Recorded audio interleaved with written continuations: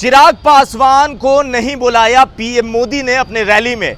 मतलब चाचा की जीत हुई और चिराग की हार हो गई। बेगूसराय में रैली है पीएम मोदी की, उसमें नीतीश कुमार से लेकर मांझी जी, उपेंद्र कुशवाहा सब पहुंच रहे हैं, मगर किसी को नहीं बुलाया गया। तो चिराग दिल्ली में है और चिराग को पूछा तक नहीं गया। और जो अभी हम खबर बताने जा रहे हैं, ये सूत्रों के हवाले से कंफर्म खबर है कि चिराग ने अपने कार्यकर्ताओं को मना कर दिया है।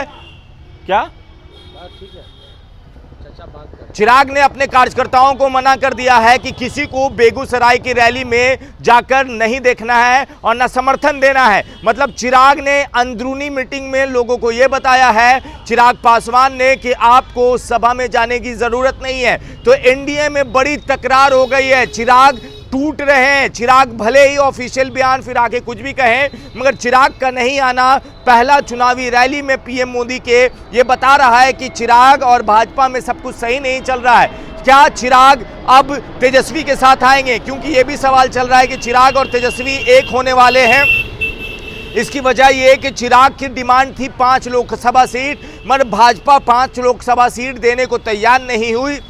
वो ज़्यादा से ज़्यादा 2 लोकसभा और 1 एमएलसी का सीट चिराग को दे रही थी और चिराग इस पे बिल्कुल मानने को तैयार नहीं है। वहीं दूसरी तरफ चिराग की रेगुलर बातचीत तेजस्वी यादव से चलती रहती है और तेजस्वी यादव ने चिराग के 5 सीट का ऑफर एक्सेप्ट कर लिया है। मतलब अगर महागठबंधन में चिराग आते हैं तो उनको 5 लोकसभा सीट मिल जाएगी और अगर ऐसा होता है तो तेजस्वी और चिराग साथ चुनाव लड़ेंगे। और इसकी शुरुआत आज पहले हो गई है। सबसे पहली शुरुआत कि पीएम मोदी जहां बेगूसराय में कुछ देर बाद भाषण दे रहे होंगे, या आप जब वीडियो देख रहे हैं दे चुके होंगे, तब चिराग पासवान आपको स्टेज पे नहीं दिख रहे हैं। अब चिराग पासवान दिल्ली में है और जब हमने चिराग के नेताओं को फ़ोन किया और उनसे पूछा कि क्या चिराग पासवान आ रहे हैं, उन्होंने साफ मना किया। उनसे ये भी पूछा क्या कहा गया है, क्या ये कहा गया है कि आप लोग जाइए और बेगूसराय की रैली को सफल बनाइए, तो उन्होंने मना कर दिया कि हमें कोई ऐसा आदेश नहीं आया है कि हमारे कार्यकर्ता उस रैली में जाएं और रैली को सफल बनाएं।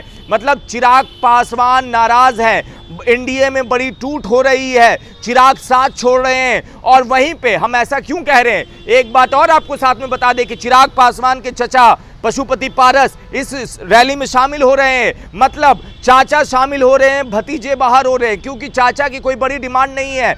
पशुपति पारस ने कहा है कि हम हमेशा साथ थे, भाजपा जो देगी हमें कबूल है, मगर अभी हमारे जितने सिटिंग सांसद हैं उतना तो दे दे कम से कम। चाचा हाजीपुर पे भी ताल ठोक चुके हैं कि देखते हैं कि किसमें इतनी हिम्मत है कि हमको हाजीपुर चुनाव लड़ने से रोक दे। अब चिराग पासवान भी कह चुके हैं कि हम हाजीपुर का चुनाव लड़ेंगे, मगर वो एनडीए गठबंधन भाजपा के साथ रहेंगे तो कैसे लड़ेंगे। चाचा वहां से ताल ठोक चुके हैं। चिराग को 5 सीट नहीं मिल रहा है क्योंकि 17 सीट पे भाजपा, 16 पे जदयू और उसके बाद 16 और 17 33 होती है। 2 जीतन राम मांझी, 35, 3 आपको पशुपति पारस के खाते में अब चला जाएगा और 2 आपको उपेंद्र कुशवाहा के। तो ये बहुत बड़ी झटका या तो आप चिराग के लिए समझिए या फिर भाजपा के लिए। और एनडीए में एक तरह की टूट तेजस्वी के साथ आ सकते हैं चिराग। बाकी आप अपनी राय नीचे कमेंट बॉक्स में लिखें। धन्यवाद।